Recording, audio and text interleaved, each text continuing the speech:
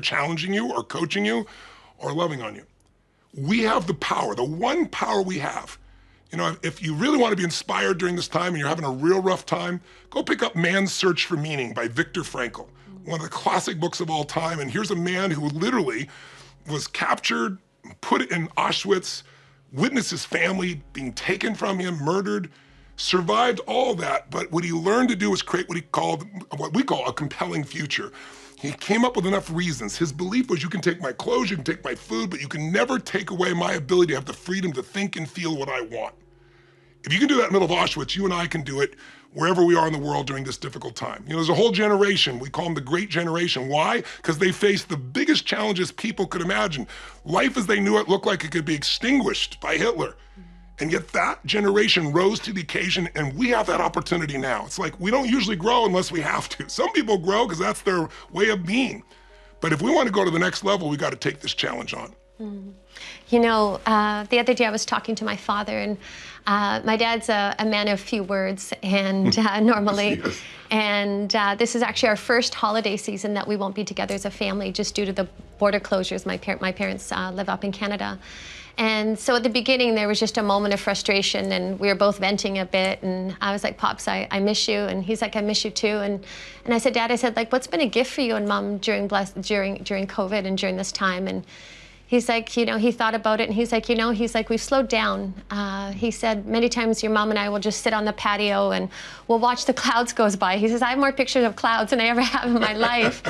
And I said, you know, Dad, I said, I can relate. I said, you know, many times I said, if we're having breakfast outside, we'll just linger that much longer, you know, or if we're saying grace, we'll hold each other's hands and feel the breeze on our face, or watch the birds, like just simple things, our pup like playing in the water or whatever. And there was just this sweet moment of exchange. And here my mind at the beginning of the conversation was looking at, you know, what couldn't be or how I couldn't be with my father. And all of a sudden, my dad was sharing just the beauty of his state of being and the connection that my mom and daddy have had, you know, over these last number of months. He's like, you know, my whole life I've been pushing and I've been going and, you know, feeling so responsible. And he says, this is force the hand. And he's like, your mom and I, you know, sometimes we'll just sit and you know, watch the dogs outside and hold hands. And as he was telling me this, I was looking outside the window, and there was clouds going by. And I just felt so incredibly dearly close to my father in that moment.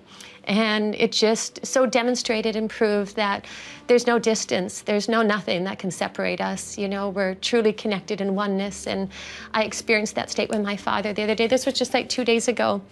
And I hung up and I was like, gosh, you know, if it wasn't for COVID, I wouldn't have shared such an intimate moment with my father and experienced a different state in my dad, you know, just at this stage of his life.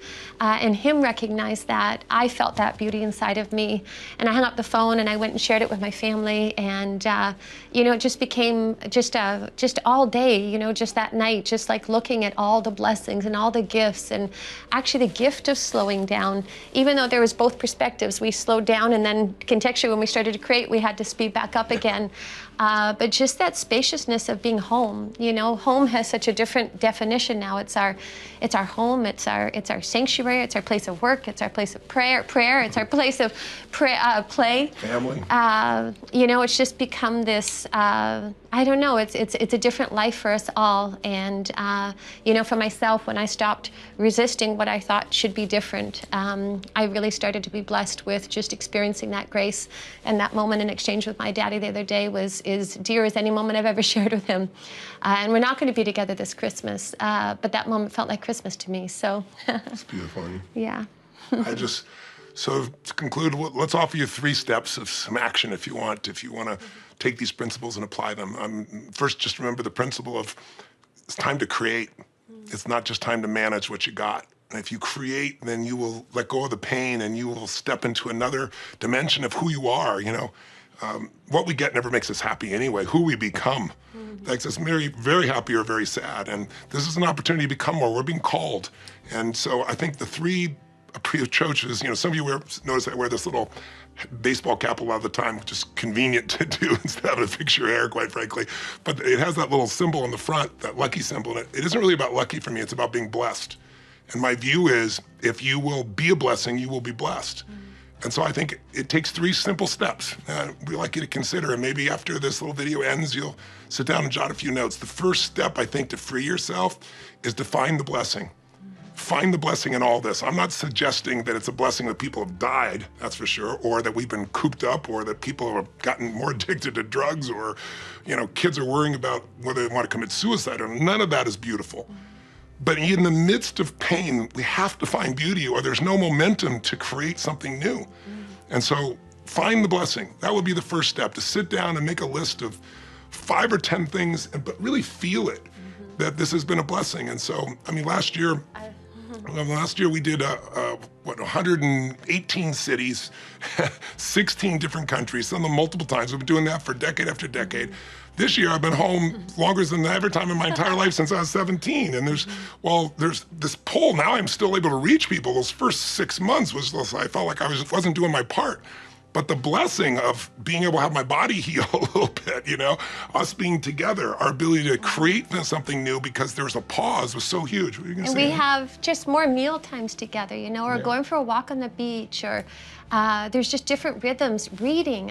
Just taking that time. So many people that I speak to as well, and including myself, I have better health at this stage. I'm exercising more, I'm walking more, I'm reading more. There's just more spaciousness to do that. For us, we would have been on a plane or traveling or going to an event or flying back from a different country. And I don't know, just some of the simple, mundane, ordinary things have become so beautiful because just appreciating it and seeing it through a different lens and appreciating what is and making those moments matter. And that's the value of a season, right? Why do we have winter? Winter makes everything slow down, and only the strong survive. And if you're strong enough during that time, you can nurture each other. You can be together as family. I always say, winter, some people will freeze to death. We want to do our part to make sure they don't. But also some people learn to ski and snowboard or be with their family or prepare, create what's new because the old is dying off. Winter is followed by springtime. It's like if you were God when you set it up that way, where after the toughest times, you have this new experience of growth and opportunity and expansion. And winter's not forever. Remember that. These tough times are not forever. We're resourceful as human beings. So find the blessing, make a list, feel it, and maybe share it with the people that you love most and ask them. I've been asking people, I let them tell me everything that's horrible, and I listen, and then I say, okay, I get that. What's helped me is to find something to build on that is good. What is the unexpected gift if you really dug for it? If you really dig it, I know you'll find it. And then the second one is be a blessing. My hat, that's what it says underneath it. It says on the side, be a blessing, and it says blessed, right? It's like, I really believe, as I said earlier, if you can be a blessing, my prayer before I go on stage, every time I close my eyes, I feel presence and I say, Lord, use me. I want to